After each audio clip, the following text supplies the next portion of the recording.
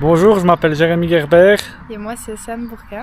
et aujourd'hui on se retrouve sur la ferme bio du Pègre à l'Ajou parce qu'on a besoin de vous pour un futur projet. On vous en dit plus tout de suite. Alors, comme je vous ai dit, on se retrouve sur l'exploitation familiale, le domaine du Pègre de la ferme labellisée en bio. Donc on est à l'Ajou. Je suis la 4e génération à reprendre l'exploitation. J'ai repris l'exploitation au 1er janvier 2024. Et puis j'ai Océane qui est ma copine qui a aussi envie de s'investir sur l'exploitation et on aimerait faire un nouveau projet qu'on va vous dire tout de suite.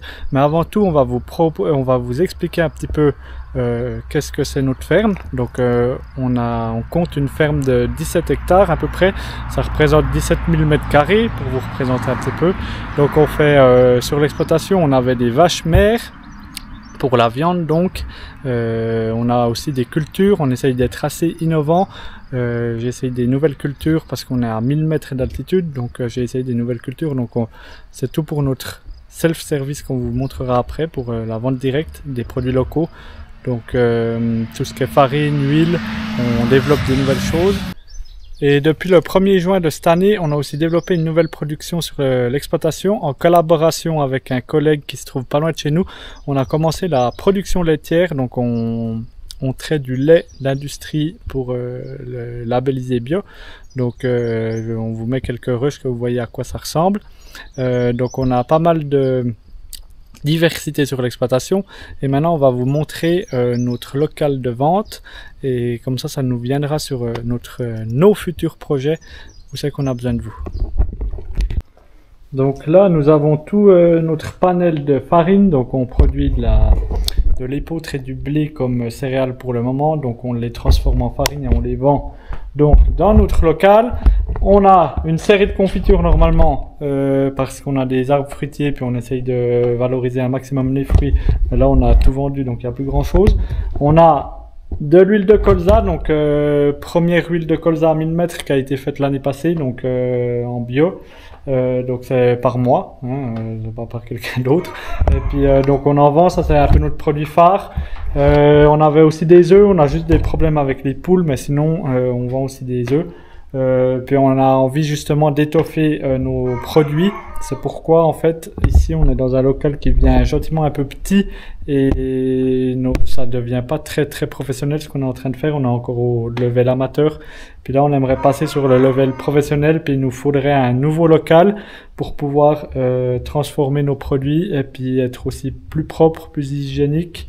Et puis avoir aussi un local de vente pour vous les consommateurs qui venez chercher des produits qui soient plus adéquats que celui-ci qu'on avait fait pour démarrer il y a quelques années. Donc voilà, là on se retrouve dans le futur local qu'on aimerait aménager pour la vente de nos produits. Donc là on est un petit peu en travaux parce que justement on a deux projets, c'est ces deux qu'on va vous expliquer. Le premier c'est vraiment l'atelier vente directe, donc faire un local pour vendre nos produits. Donc on a pas mal de transformations à faire, on doit peindre, on doit faire que ce soit aux normes et tout ça.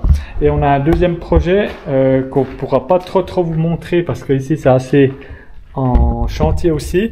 Mais le but en fait, c'est Océane qui va vous l'expliquer parce que c'est plutôt elle qui développe le projet, même si c'est avec moi. Puis c'est là qu'on aura vraiment besoin de votre aide. Donc avant de vous dire pourquoi on a besoin de vous, je laisse Océane vous expliquer qu'est-ce qu'on voudrait faire. Alors, le projet pour cette pièce, c'est... moi, je viens de finir mon CFC d'ASE, donc assistante socio-éducative pour ceux qui ne connaissent pas. Et c'est accompagner des personnes en situation de handicap, des personnes âgées et des personnes, des enfants dans leur vie quotidienne et les accompagner. Et mon but, c'est de pouvoir faire des activités en lien avec l'agriculture. Donc des visites de la ferme, des présentations de d'où vient leur alimentation, comment est-ce qu'on la produit et aussi comme on vend pas mal de choses au self, comme la farine et la confiture, pouvoir faire des activités l'après-midi où les personnes puissent venir m'aider à faire de la confiture, faire par exemple de la tresse ou des pâtisseries qu'on puisse vendre parce qu'on fait aussi pas mal de marchés. Donc qu'on puisse les vendre aussi sur les marchés et que les personnes puissent venir nous aider à vendre leurs pâtisseries sur les marchés.